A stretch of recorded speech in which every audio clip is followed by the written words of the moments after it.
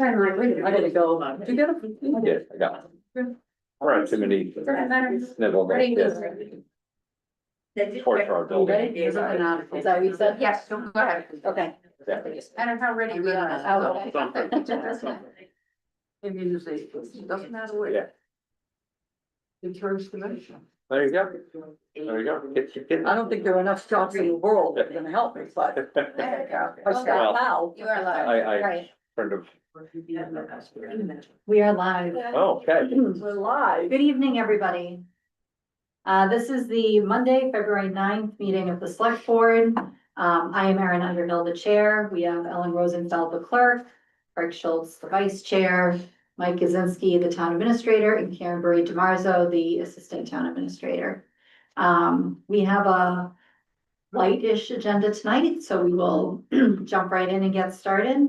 The first thing we have under announcements is the 2025 town report submittals.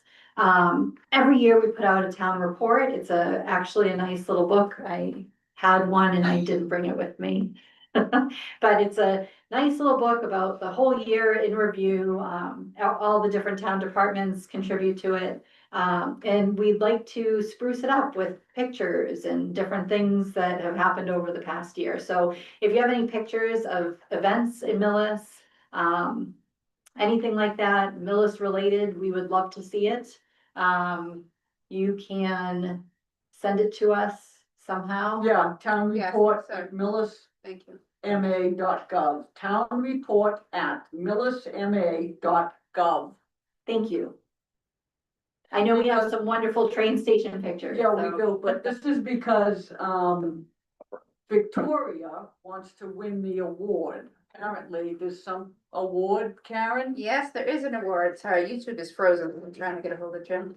Oh, There is some type of award. It's to the Mass Municipal Association. Gives out- And you can win an award for best better than town three hundred and report. 51 towns. So that would be really cool. Yep, Yeah, And she is bound and determined that next year we are going to win. So- yes, all right. hurry up. So please do Oh, there it contribute goes. to that if you have anything. Are there any other announcements? I don't have any. Yes? Yes, there is one more. Oh, I'm sorry. It's in my Sorry, packet. no, that's okay, it wasn't listed, so there's an announcement from the Council on Aging, unless you wanna come make the announcement. Yeah, Come on up, Anne Marie. Oh, you want it? Here. Oh, right. I Okay. can, you want me to do it? Good evening, Amber Canyon, Council on Aging. Let me find the memo. Please. Well, you're welcome, because I put you on the spot. Announcement from the Council on Aging, Lansing Millis Legacy Award. It's time to start thinking about a resident to nominate for the annual Lansing Millis Legacy Award. This award, given by the Millis Select Board and the Council on Aging, is the highest recognition of a Millis resident age 60 and over for exemplary volunteer community service to Millis. The award is homage to the spirit of railroad entrepreneur turned town incorporator Lansing Millis. His vigorous advocacy and service to people of all ages grew community support behind his goal to trailblaze an early industrial and agricultural economy in Millis. It is in the spirit of this service that this award was established. The award is presented in May during Older Americans Month at a select board meeting, and a plaque listing the awardees, of which there are 3 right now, 2023, 24, and last year's recipients, Chris and Jim McCaffrey for 2025. That award is on permanent display at the Council on Aging. Application can be found on the town website on the Council on Aging pages or via paper. Council on Aging, they're due April 1st. Thank you. Wonderful, thank you. Okay, that brings us to our municipal moment for this evening, which is our Board of Health to talk about flu clinics. Come on down. My kind of reading.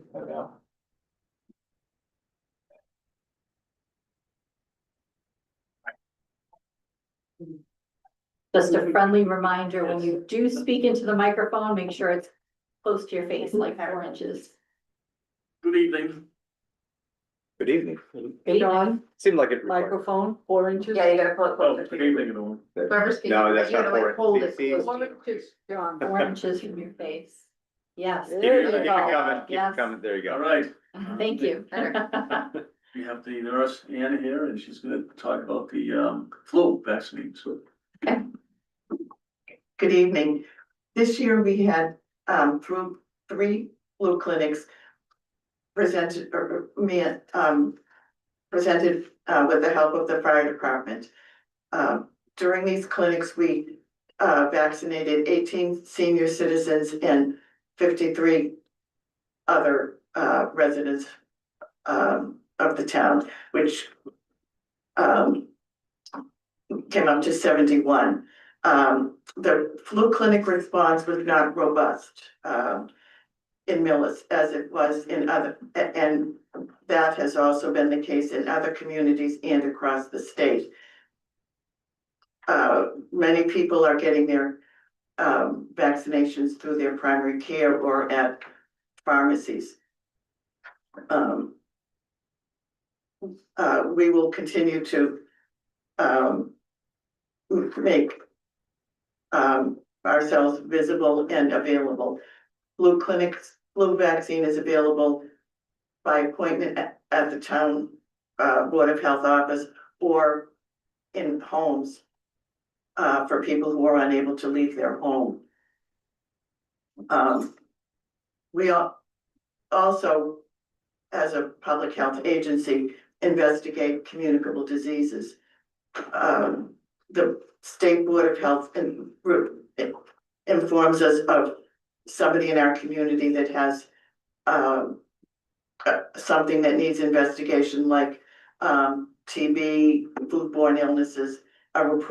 Investigation is done and a report is done. The Mass Board of Health is very responsive in alerting us to new conditions, new procedures that we should be aware of.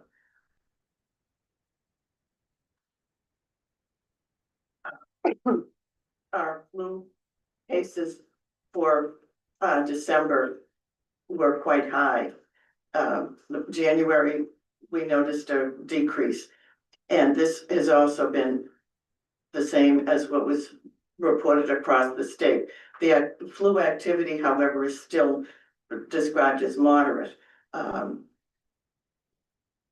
It has been reported from the state that the disease severity has decreased and hospitalizations have decreased. We only get reports of cases that have been tested either in hospitals or in pharmacies. People who have symptoms and manage themselves at home, we have no idea about. We do try to provide information about if you're sick, stay home, wash your hands, etc. The Board of Health and the Council on Aging are working together to provide a senior health fair in April. More information will be provided as the times go on, where we do have speakers and vendors, and the Council on Aging has some great ideas. It should be a successful program.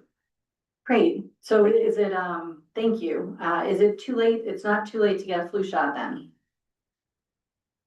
It isn't too late, but it's better than not getting it at all. Right. Yeah. Okay, So, excellent. And so folks can still go to their pharmacies or reach out to you guys at the Board of Health to make an appointment. absolutely. Yeah? Okay, Yes. fantastic. And they put the vaccine rate for the state is at 35% for Massachusetts.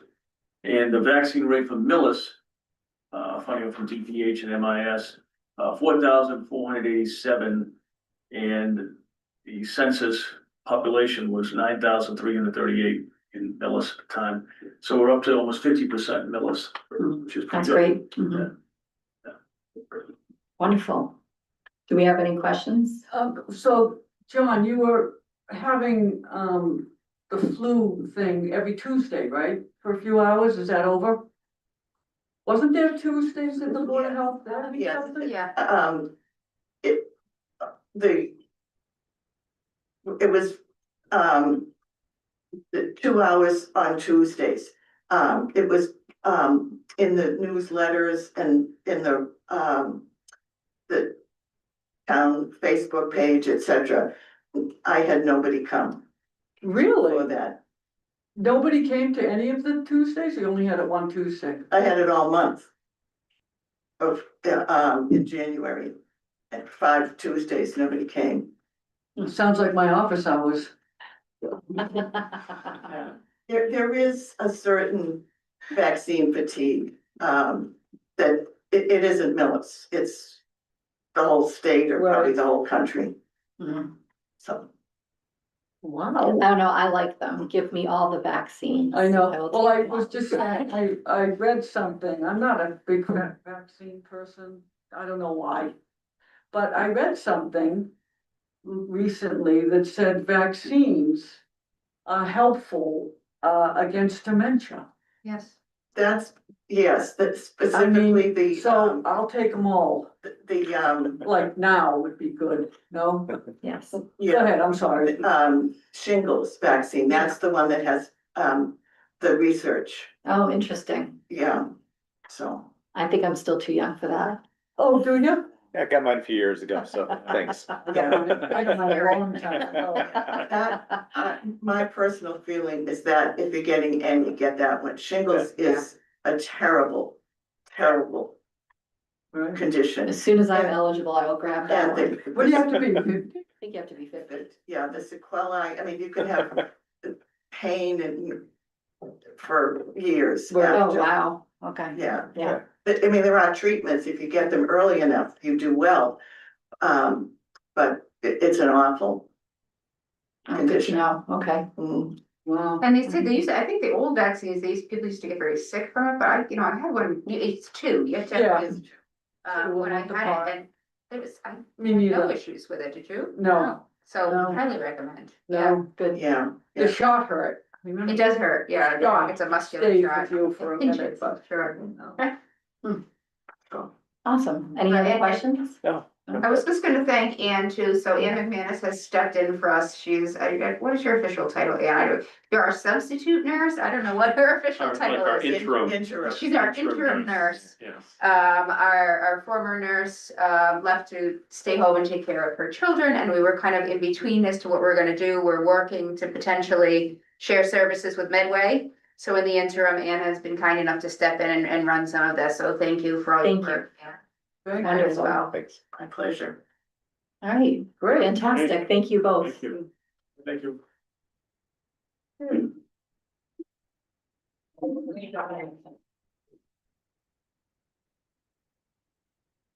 Okay, next we have appointments. I'm trying to get to that. Hold on, hold please. No, I don't have what I thought I had. Okay, so the next item is appointments for the permanent building committee member and the school building committee member. So, Madam Chair, Yes. in your packet, as you mentioned, we do have a vacancy on the Permanent Building Committee. Therefore, it's a corresponding vacancy on the School Building Committee. So that has been advertised. In your packet is an application for that position. You have Sarah Rosenthal, who has extensive experience in architecture. She's a registered and certified architect, who has expressed her interest in the opening. She's, again, her information's in your packet, and it's for the board's consideration this evening. Thanks. I'll make a motion. I move that the board appoint Sarah Rosenthal as a voting member of the Permanent Building Committee for a term ending June 30th, 2028. Second, It's been moved and seconded. All those in favor? Aye. Motion carries unanimously. I move that the board appoint Sarah Rosenthal as a voting member of the School Building Committee through completion of the middle high school building project. second. It's been moved and seconded. All those in favor? Aye. Motion carries unanimously. I just want to say I had the, this is liaison updates. I attended the, and Ellen did as well, the, school building committee where these people, where they had 4 candidates, all candidates were very, very strong.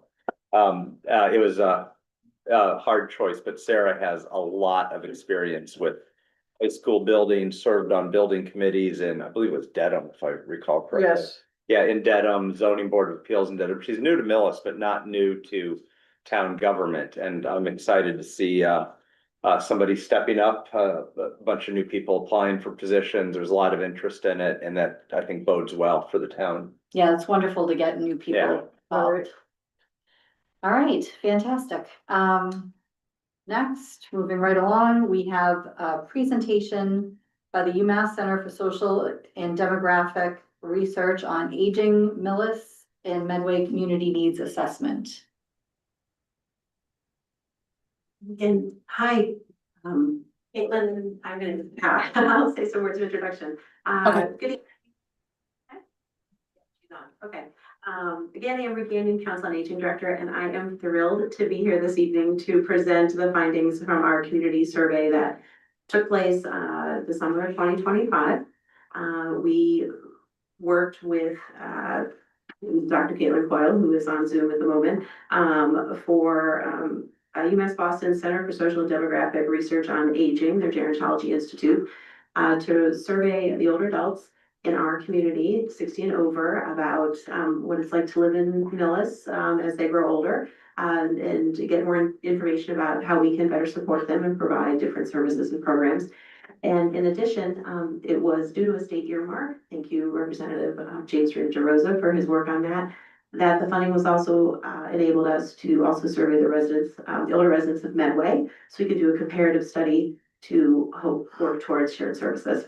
So with that, I want to thank all of the residents, all the stakeholders, department heads, Council on Aging staff, everybody who really participated and answered the extensive survey this summer, served on focus groups, and provided a wealth of information that we were able to compile this report with.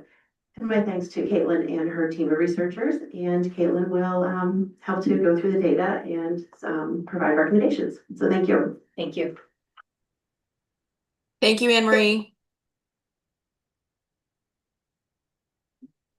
And thank you all for having me this evening. Thank you for joining us. All right, and Anne Marie already did some acknowledgements, so I won't repeat her. I also just want to acknowledge Michelle Ward and Sierra Somerville, who are also joining us this evening, for their help in making this project as good as it is, frankly. So I'm here this evening to just kind of give you a highlights of the findings of this project, to which Anne Marie had mentioned. You know, this was a project that was funded through an earmark, but was really motivated out of this idea that we know people want to age in their communities. We know that older adults in our communities are large and continuingly a growing population of people, and they have shifting, diverse needs. I think one of the things that's important to recognize is when we talk about populations age 60 and older, we're really talking about up to 5 generations of people in that age bracket, and they have very different life experiences and values, etc. So the idea was to take a real comprehensive look at the residents of Millis and Medway to inform the Council on Aging as it moves forward with planning around programming and services, but also to think about ways that it may be able to collaborate with other municipalities, including Medway, and also to inform other town departments. You know, aging doesn't just happen at the senior center; it affects all kinds of municipal services, and so there's the value of this work beyond just the senior center. So, in terms of what we did demographic profile using existing data. We did key informant interviews with with mental and behavioral health experts, both locally and across the state, really thinking about that issue as a potential topic area for collaboration, recognizing that it's a challenge that many communities are facing, and to understand sort of what exists already with respect to sort of local solutions.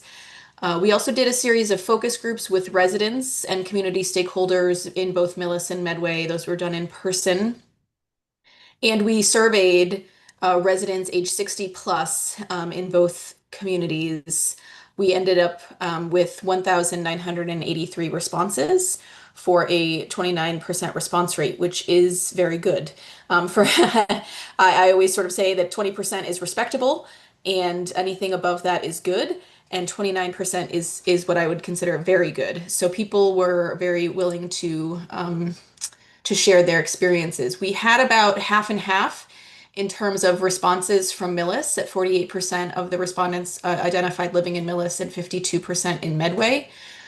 This is just the comparison between the age distribution of our survey respondents to the population. So the main takeaway here is that we do have an underrepresentation of people aged 60 to 69 in both communities.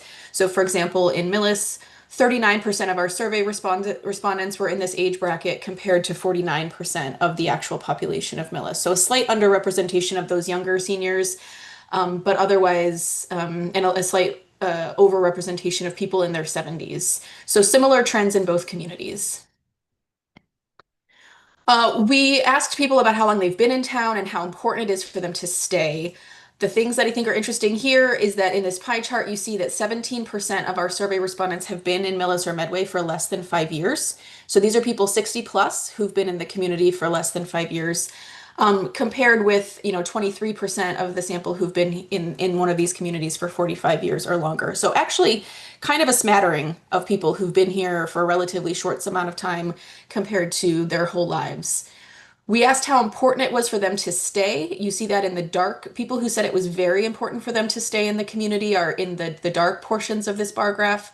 So you can see that across all age groups, 61% say it's very important for them to stay in Millis or Medway as they get older. That there is a bit of an age trend to that in terms of the people in their 60s. Only about half of them say it's really very important for them to stay. It grows a little bit in the 70-year-olds and sort of peaks in the 80 plus. So as people age, the more important it is for them to be able to stay.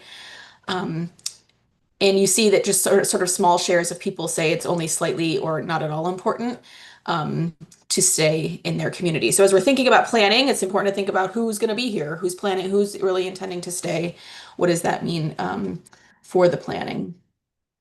So I'm going to just kind of talk about some of these results. I think you've seen some of the recommendations already, but this is demographic information, 2010 decennial census, 2020 decennial census, and projections in the year 2030 for both communities. So in Millis, you can see that as of the 2020 census, you had about 27% of your population age 60 or older, and that is expected to grow to being about 32% by 2030. So about a third of your population will be identified as an older adult by the year 2030. So again, speaking to that sort of, it's a significant share of the population, and it's expected to stay that way for a while. In the focus groups and the interviews and on the surveys, we asked people what do they value about living in their community as older adults, and we reviewed every single one of those responses. We counted them, we categorized them, and what you see here are the top 3 values that residents reported in their own words. And some of the quotes around in this slide sort of are directly from residents. But across the communities, people, number 1 was really this value of personal connections and familiarity. So this idea, I've been in the community long enough, I know people, it's where we've raised our family, I've come to know this place. And so people really value their personal connection to the community and the sort of familiarity of the community. Similarly, there was this idea of being sort of a small town atmosphere, but having all the things, having access to to amenities like grocery stores and post offices and things like that, and being able, so ideal location. And then lastly, in the top, rounding out the top 3 is just sort of the idea that the community is active. There are things to do. It's a responsive community, sort of in terms of, public services, et cetera. So really people feeling like it's, these are the things that sort of rose to the top in terms of what people value the most. On the flip side, we asked people about what concerns them as they think about being able to age in Millis and Medway. Again, same methodology. We counted, we categorized the top 3 common concerns. Number 1, affordability, which is probably unsurprising. to many of you, specifically related to the outpacing of property taxes and utilities with respect to people's income in later life. That was number one. Number two was transportation to get where needed. So specifically talking about having, if they're not driving or if they think about not being able to drive, the concern about being able to get where they need to go was number two. And number three was this general notion of being able to maintain independence. So you see in this one quote, somebody says, they're concerned about mobility issues, climbing stairs, walking distances, and that sort of this idea that anything that, they're concerned about being able to live independently and maintain sort of their quality of life from a physical capacity standpoint. One of the key findings was really related, kind of digging deeper into some of the topics here. We asked people about their living arrangements. What I show here basically is that living alone increases with age, which is something that we know, but it's just, I think, to think about your own community. So this is the share of respondents who report living alone. And you can see that 23% of people in their 70s and 34% of people 80 plus report living alone, which doesn't necessarily mean anything other than as they age and they have needs, their access to immediate social support is different than it is for people who live with others. When it comes to housing, we asked people about their need for home repairs in order to improve safety of their current home. 41% of respondents said, yes, I need a home repair. And of them, 31% cannot afford to make that repair. So when we think about the housing stock of older adults, there is certainly a segment of the community that needs home repairs, but cannot afford to make those repairs. We asked people about, do you have what you need financially to pay for basic expenses? And it was the simple statement, do you agree or disagree with that statement based on your circumstance? 11% of this nearly 2,000 person sample disagreed or strongly disagreed, meaning that they do not believe that they have adequate resources to meet their basic needs. So that's over 200 people who said that they sort of have some financial concern. We asked specifically if they have been in the past year worried about their food running out before they got money to buy more.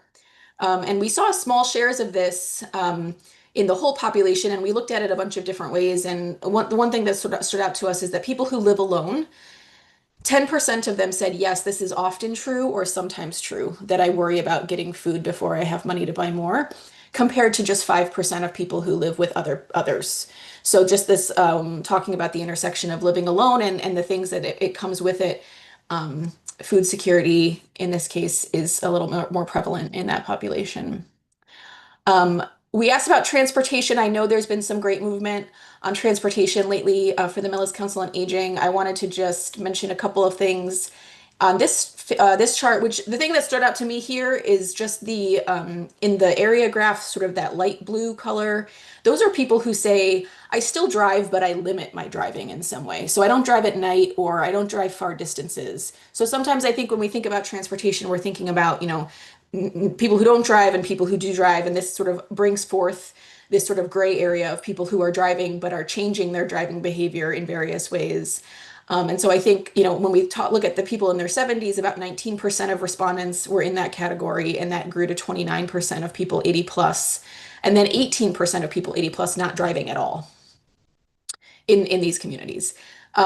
When we asked about whether they had to miss or reschedule a medical appointment in the last year because of this transportation, you can see that it disproportionately affects people who do not drive at all. 18% said, yes, I have had to miss, cancel, or reschedule a medical appointment in the last year because of a lack of transportation. Again, we asked people about their transportation, what kind of difficulties they face. This is comparing people who don't drive at all and those who limit their driving. This is just for the subsample of people who experienced at least one difficulty. And what you see is that the pattern is sort of similar. It has some similarities and differences. So the number one difficulty that people face is that public transportation around their community is unavailable or inconvenient. That was true in both cases. For people who don't drive at all, they also experience the physical limitations or other impairments that make accessing transportation difficult compared to people who are still driving but limiting it in some way that are concerned about not having information about what's available. And then lastly, in both cases, the top three the third top challenge was a lack of transportation options during evenings and weekends. So transportation was number 2 in terms of the thing that is most concerning to people as they age. We dug a little deeper and uncovered some additional information about that. Something else that stood out to us is we asked people about their own abilities and whether they had an ability, a disability that impaired them from being able to participate in the community. And what we heard, this is showing you that by age. So for folks in their 60s, 12% said, yes, I do have a condition that limits me, compared to 32% of people in their 80s who have that type of condition. Across ages, we asked all of these folks who identified as having a disability, do you have sufficient help to meet your needs? And 12% of them said no. I have one of these kinds of impairments and I do not have sufficient help to meet my needs.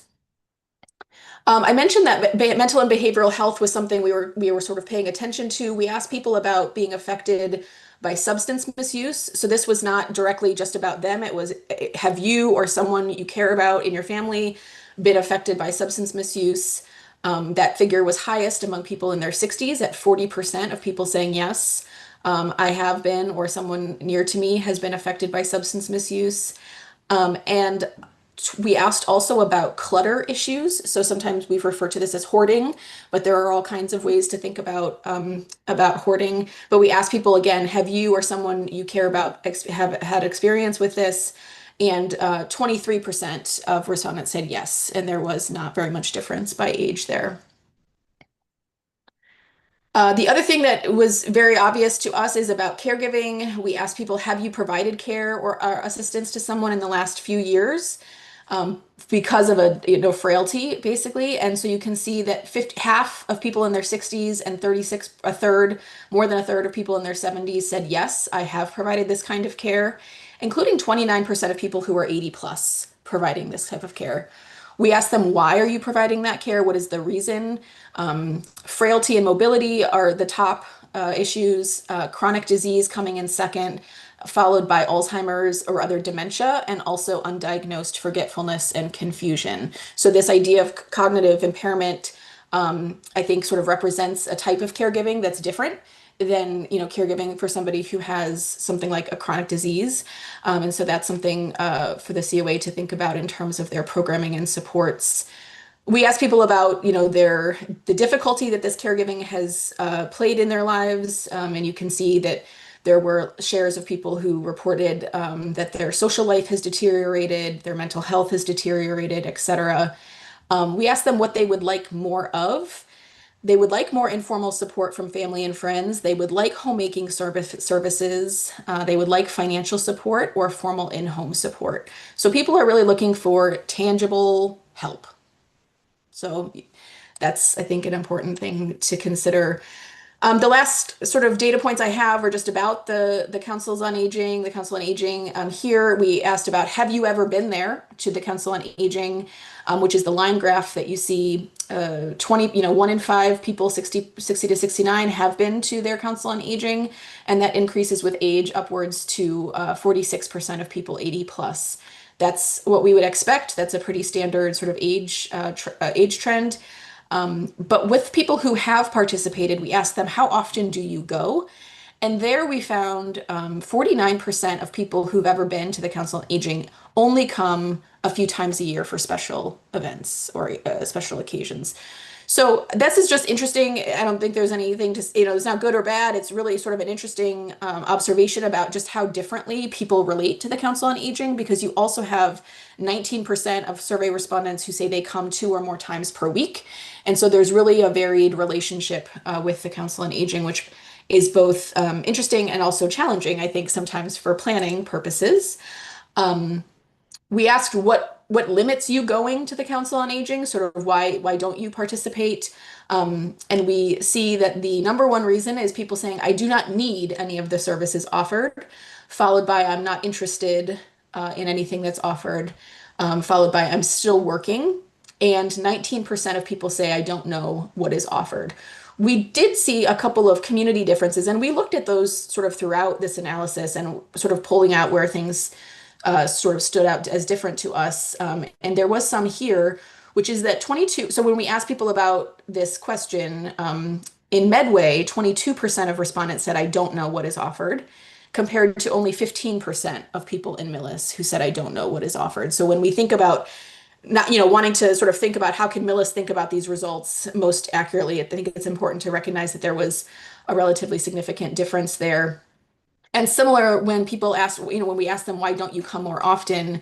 In Millis, 17% of COA users said they don't come because the building is not comfortable or inviting, compared to only 2% of those who use the Medway Senior Center who said that. So there was sort of some of these differences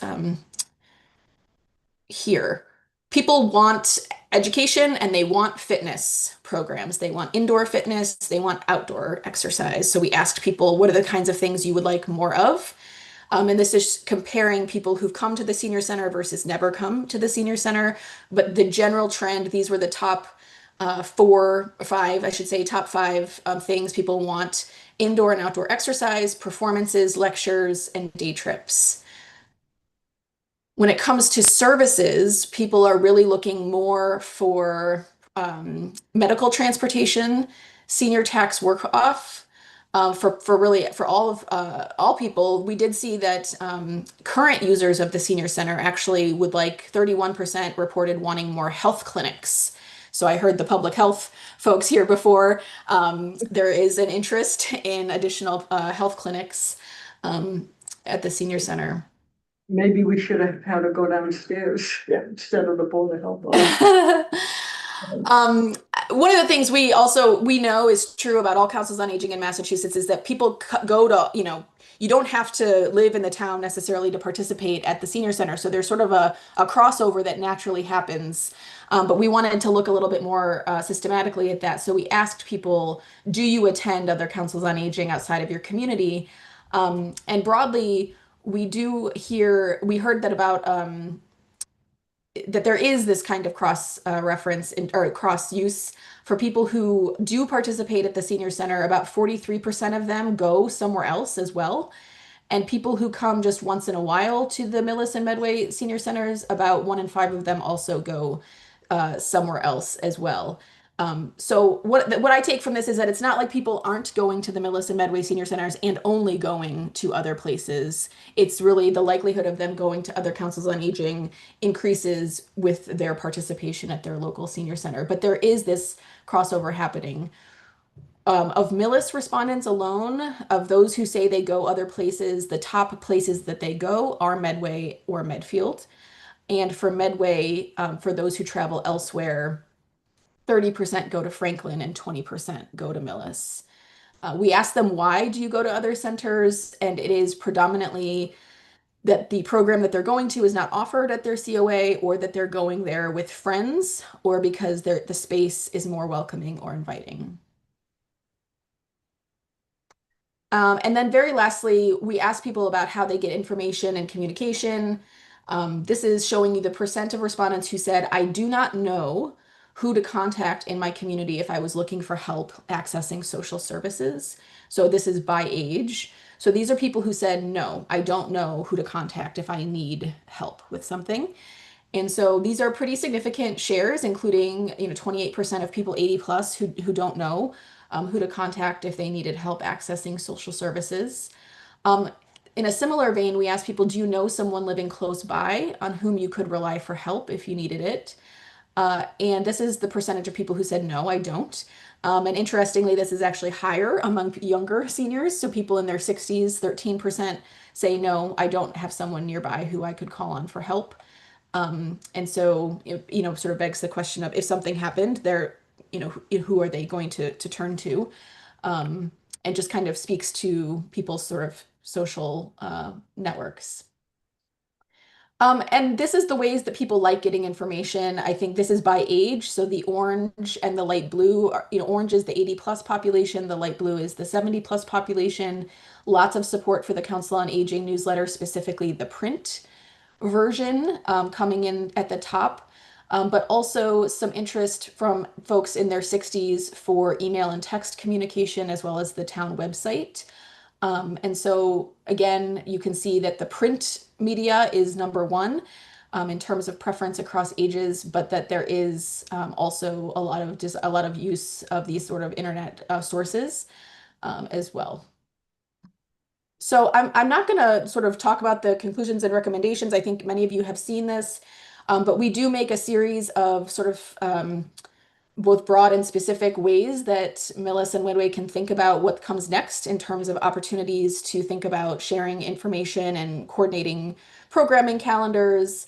The transportation piece, which I know Anne Marie has been working on, thinking about ways to address the mental and behavioral health conditions that we learned about through this process and how the towns might work together on that.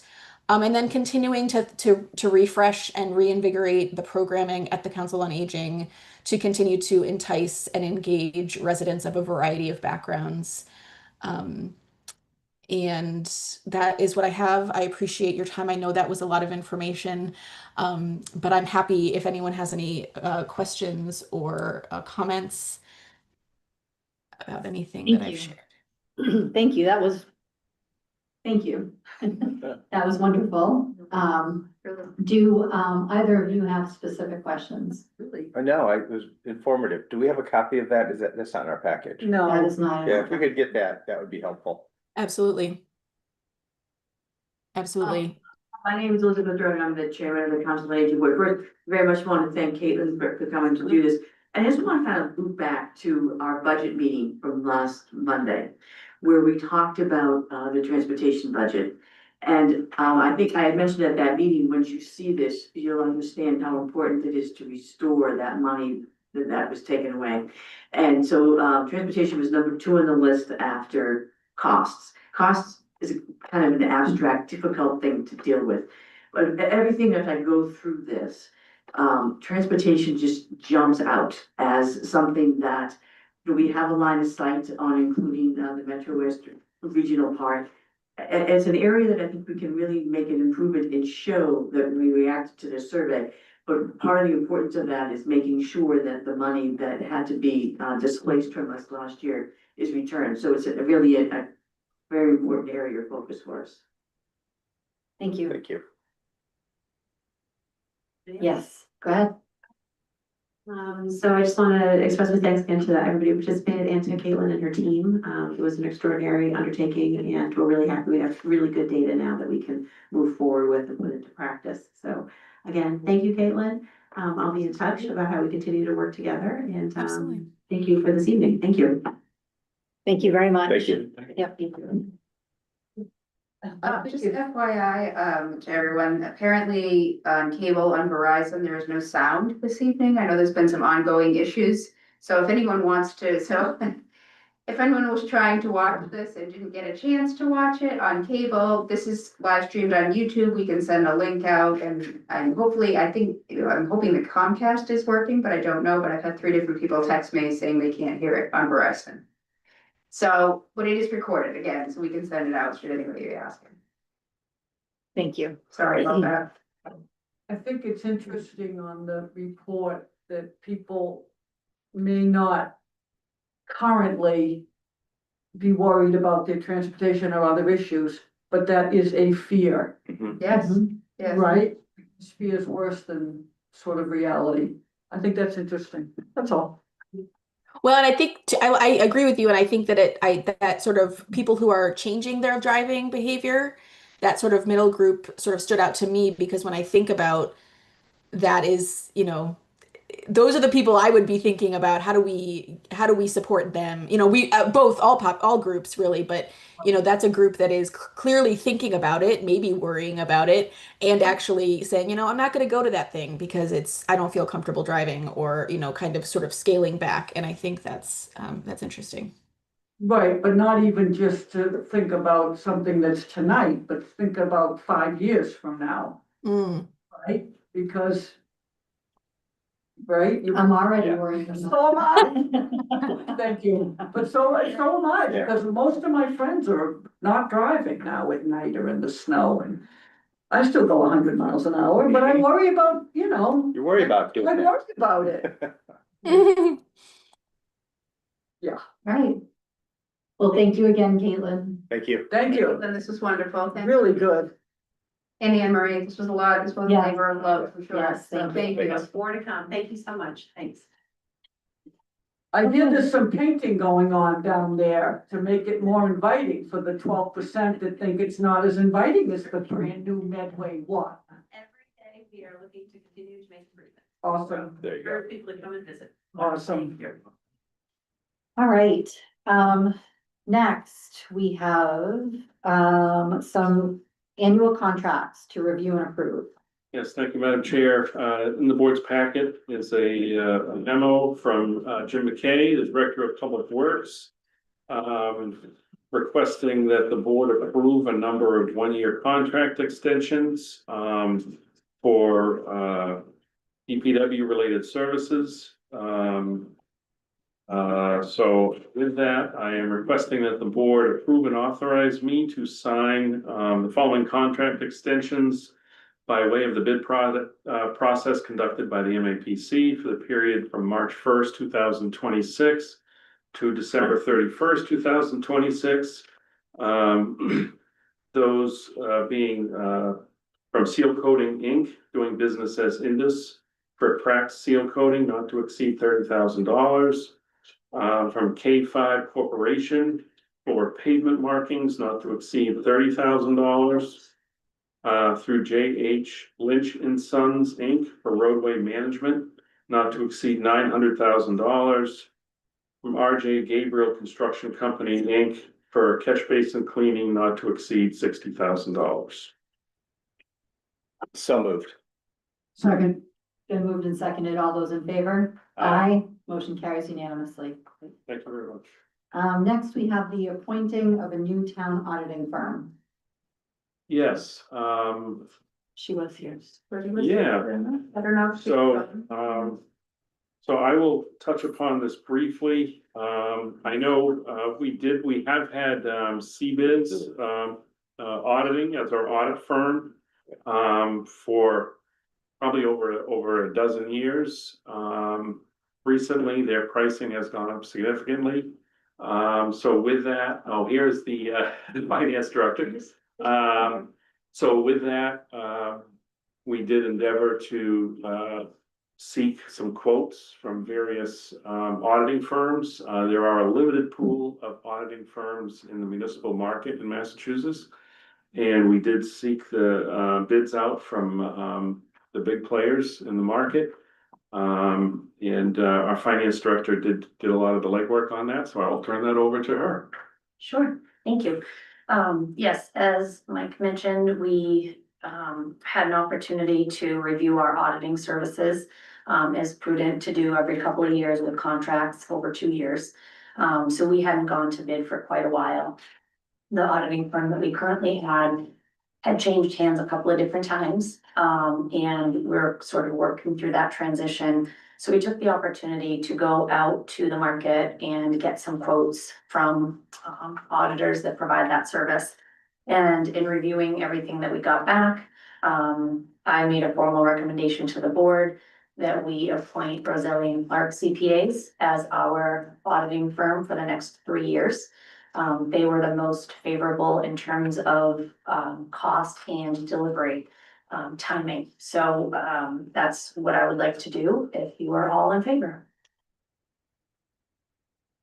Can we confirm the cost on that? Is that the school audit as well as a municipal?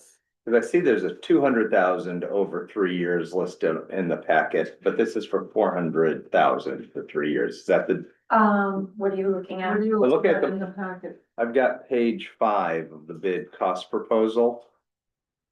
And maybe I'm reading it wrong. Yeah. Because I mean, these costs for the audit portion, column 1 is pretty much what I'm paying. So, yeah, I've got some experience, same size, typical situation. But is it 400,000 for 3 years, 401,000? Is that the correct amount? No, Because I'm seeing on page 5, it says 200,750. Oh, okay, It seems like that's almost double that. good catch. Can I see the page five that you're looking at? Yeah. Well, Yeah, page 5, right Yeah. here, cost proposal. Thank you. I think. yeah, because it looks like what's in the package for the motion is double what, I mean, exactly, Yeah, double. I think that's, Yeah, that's, that's- ignore that, that's my math. Exactly double. Yikers. Sorry about I'm that. good at finding things That's that's a exactly typo. double. Sorry, typo, that's it, no. Typo in This the is- motion. It's 6 years, yeah. No, One here. you should go by the document, Yeah. in your packet. So- I just want proof that I read the packet now, really noted.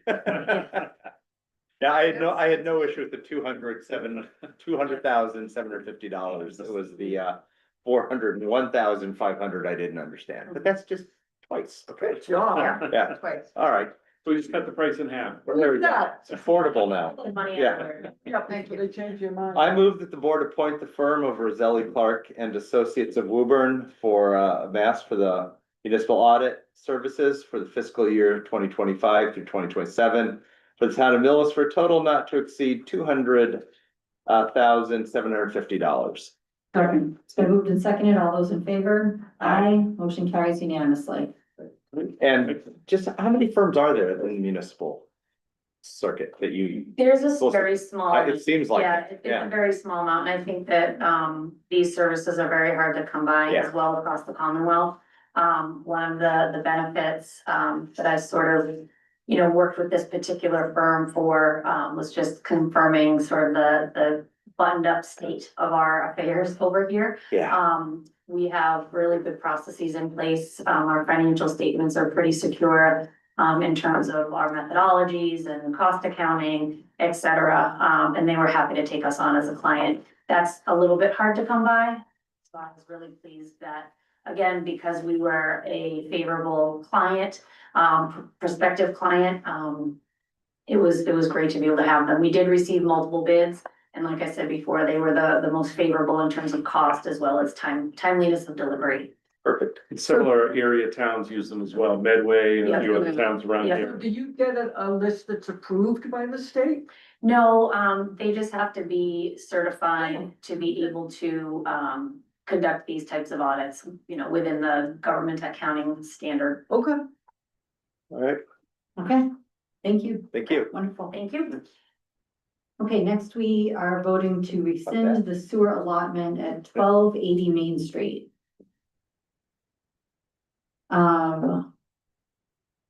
So it turns out that the folks for 1280 Main Street are not moving forward with the proposed housing development.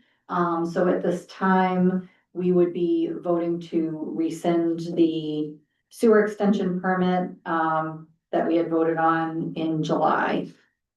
All right, I move the board vote to rescind approval of the sewer extension permit for 1280 Main Street voted on July 9th, 2025 at the select board meeting.